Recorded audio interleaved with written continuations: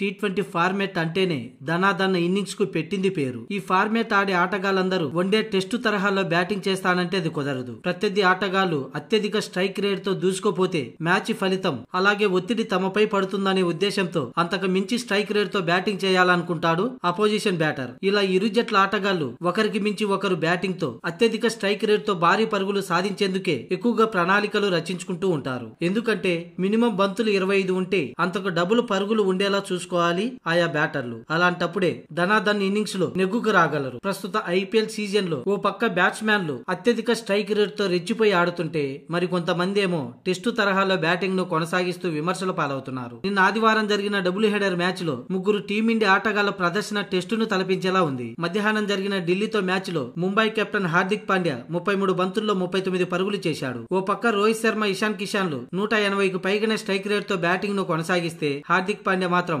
118 strike rate తో batting కొనసాగించాడు. ఇది టీ20 వరల్డ్ కప్ కు ఏమాత్రం సరిపోయే స్ట్రైక్ రేట్ కాదు. అలాగే ఈ సీజన్ లో ముంబై తరపున హార్దిక్ పాండ్యా స్ట్రైక్ రేట్ మొత్తం ఇలాగే కొనసాగిస్తున్నాడు. ఇలాగే తన ప్రదర్శనను కొనసాగిస్తే వరల్డ్ కప్ కు సెలెక్ట్ అయ్యే అవకాశాలు కోల్పోవాల్సి ఉంటుంది. ఇక నిన్న సాయంత్రం జరిగిన Lucknow versus Gujarat Titans match లో ఇరు జట్ల కెప్టెన్లు కేఎల్ రాహుల్, శుభమన్ గిల్ ఇద్దరు కూడా దారుణమైన స్ట్రైక్ రేట్ తో బ్యాటింగ్ ను కొనసాగించారు. కేఎల్ రాహుల్ 31 బంతులు ఎదుర్కొని 33 పరుగులు మాత్రమే చేశాడు. అంటే 106.45 స్ట్రైక్ రేట్ తో బ్యాటింగ్ ను కొనసాగించాడు. ఈ సీజన్ లో కేఎల్ రాహుల్ బ్యాటింగ్ ఇలాగే కొనసాగుతుంది. పేలవంగా స్ట్రైక్ రేటును కొనసాగిస్తున్నాడు. ఇది టీ20 వరల్డ్ కప్ కు సెలెక్ట్ అవ్వడానికి సరిపడేంత స్ట్రైక్ రేట్ కాదు. అలాగే ఇదే మ్యాచ్ లో శుభమన్ గిల్ 21 బంతులు ఎదుర్కొని 19 పరుగులే చేశాడు. ఇందులో స్ట్రైక్ రేటు 90.48 గా ఉంది. ఒక్కొక్క మ్యాచ్ లో అద్భుత స్ట్రైక్ రేట్ ను కొనసాగిస్తున్న శుభమన్ గిల్ మరో మ్యాచ్ లో దారుణంగా స్ట్రైక్ రేట్ పడిపోతుంది. ఇలా ఐపీఎల్ లో తక్కువ స్ట్రైక్ రేటు కొనసాగిస్తే మాత్రం టీ20 వరల్డ్ కప్ లో టీమిండియాకు సెలెక్ట్ కావడం కష్టమే. వీళ్ళంతా ఇక నుంచైనా ఐపీఎల్ అద్భుత స్ట్రైక్ రేట్ ను కొనసాగిస్తేనే టీ20 వరల్డ్ కప్ కు సెలెక్ట్ అయ్యేది.